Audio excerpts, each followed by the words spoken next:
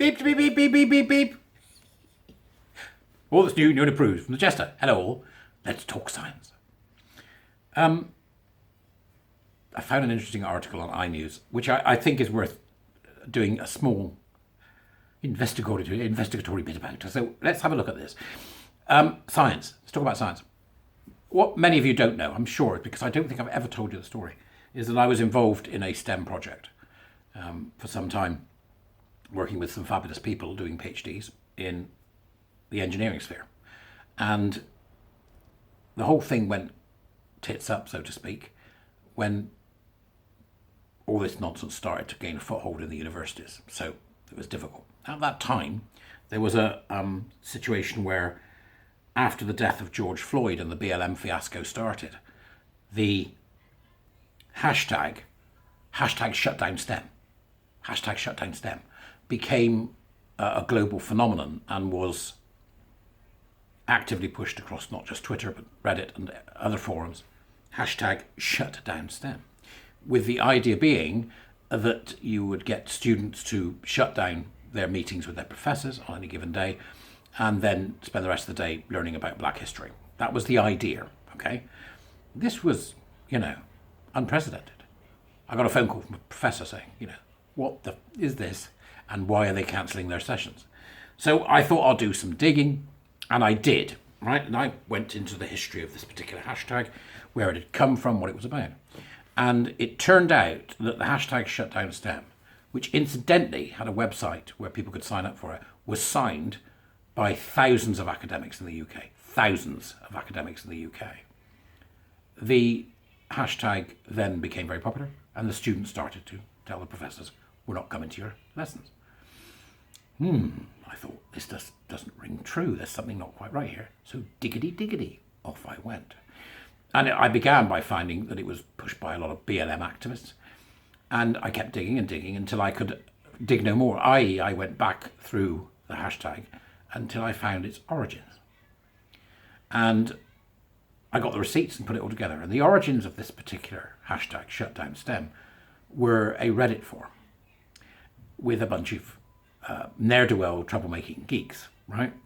And those glorious words, which were the first instance we could find of the admittance that this was what was going on, were, we've done it, boys, hashtag #ShutDownSTEM is trending.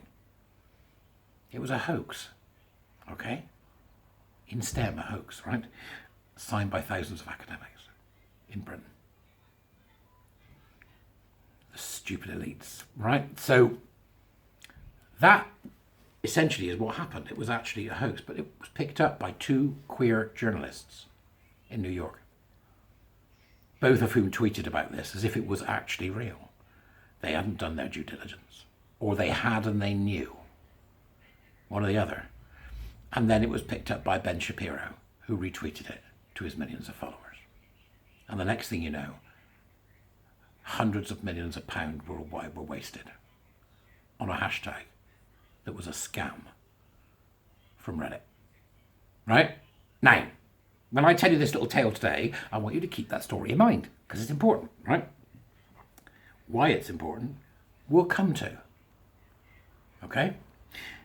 I didn't know, but have been reliably informed by iNews, right, that we launched a satellite from British soil that ended in failure this week because, off it went. We fired the rocket off the coast of Cornwall. Why did nobody know about that? Right? But a secondary engine anomaly meant the entire operation imploded. Right? What a shame. People had fun with that, mind. They were sort of like, it's a metaphor for Brexit. The usual stuff, that you would get from people rattling on about it. But the guy that is the science minister is a chap called George Freeman. And he said, obviously, that he was gutted that it had taken off successfully. But when the anomaly occurred and the secondary engine went, it imploded. So obviously people were after him then. Because hours before he'd said, UK wins the space race for first space satellite launch from Europe. Cue lots of snark about an anomaly leading to disaster was the perfect metaphor for Brexit. Well, that's what you'd expect, yeah? But although the abortive launch quickly brought those lofty ambitions back down to earth, Freeman's resilience didn't crash and burn at all. In fact, he quoted John F. Kennedy by saying, "We do this not because they are easy, space projects, but because they are hard." He was unabashed, is the word used here. I like him. Go on, man. He was even more ebullient today. There's a word we don't use enough. I feel ebullient. He was even more ebullient today as he made a big speech at the Onward think tank setting out the government's global science strategy. Many scientists in the audience liked what they heard as Freeman fleshed out a commitment in the autumn statement to invest $20 billion a year in research and development by 2024-25. That is phenomenally good news. Or is it? Well, let's make this clear. STEM is our crown jewel, right? Okay, that's the crown jewel. If there was ever anything that we need to keep away from the hands of queer theorists, grievance-mongering gender-addled gerbils, right? All these power and oppression wallahs and the equity lunatics that are embedded in universities, it's STEM. That is their final conquest. They get that, they bring the whole thing down. Right? They bring that, they bring everything down. Because STEM is our crown jewel. STEM is what drives us forward as a species and as a country. Okay? STEM tames the world. Humanities tend to tame us, but STEM tames the world, right? So all that money is going to go into it. And I suppose we could see it, if you like, as part of the levelling up agenda. And they're going to do it with regional clusters. So there'll be marine technology on the south coast. There'll be semiconductors in South Wales, medical tech in Belfast, hydrogen in the northeast, self-driving vehicles in the Midlands, and we've got nuclear projects in the northwest, as well as lots of metals, metallics, around areas like Sheffield, Leeds, Bradford. These areas which have traditionally taken part in these very important developmental projects within the STEM arena: science, technology, engineering, and maths.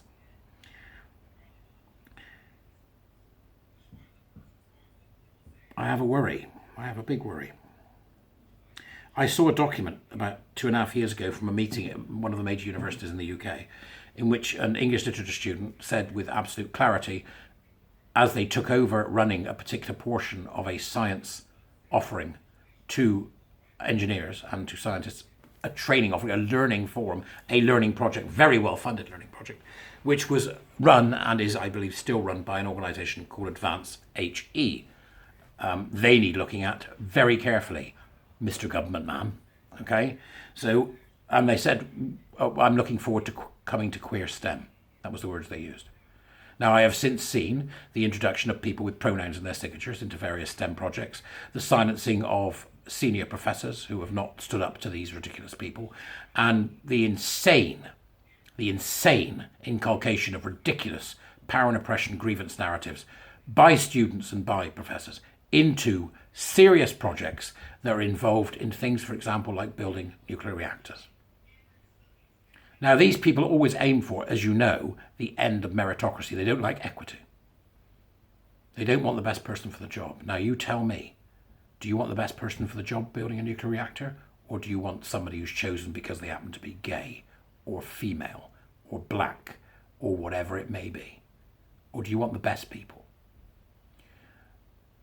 If we're going to invest this kind of money, which I hope we are, I went to a meeting in Doncaster, which was really interesting about this, about levelling up. If we're going to actually do this, then it absolutely is required by the government and the Minister for Science. You need to clean house. Before you allow that £20 billion to flow down the bum tunnel of academic funding, you need an enema. Because you've got to ensure that you get organisations like Stonewall, Mermaids, any of these organisations who are pushing an equity agenda with power and oppression narratives out of that funding stream, because they are ignoring the public sector equality duty, which they have to sign up to. And I know that partway down that funding tube, which you probably don't get involved in, that they are already refusing projects that won't cite the mantra on the basis of equality, diversity and inclusion and safeguarding. Because they've now, this is what they've done, they've now said that safeguarding applies to everyone, even adults. Safeguarding covers everyone, in which case safeguarding doesn't exist.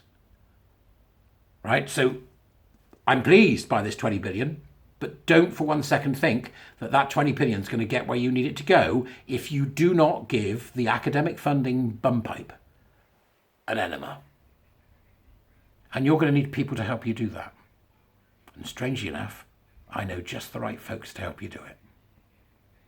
STEM is our crown jewel. This is a serious threat if that 20 billion is going to leave government and end up in the hands of activist professors, activist students, and fumbling middle management HR idiots with an equity, trans, queer, and BLM lens. Jester out.